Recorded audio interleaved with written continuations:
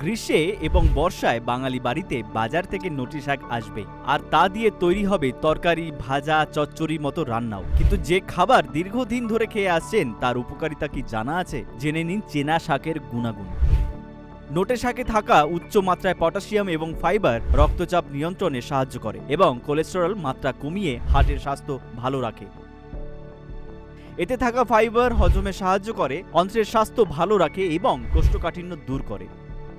নোটে শাকে রয়েছে অ্যান্টিঅক্সিডেন্ট, যা শরীরকে ফ্রি র্যাডিক্যালসের মতো সমস্যা থেকে বাঁচায়, যা হৃদরোগ এবং ক্যান্সারের মতো রোগের ঝুঁকি কমাতে সাহায্য করে। নোটে শাকের মধ্যে থাকা ফাইবার এবং প্রোটিন পেট ভরিয়ে রাখে, তাতে ক্যালোরি কম যায় শরীরে, ওজনও থাকে নিয়ন্ত্রণে। নোটে শাকে থাকা ভিটামিন কে এবং ক্যালসিয়াম হাড় এবং পেশির স্বাস্থ্য ভালো রাখতে সাহায্য করে।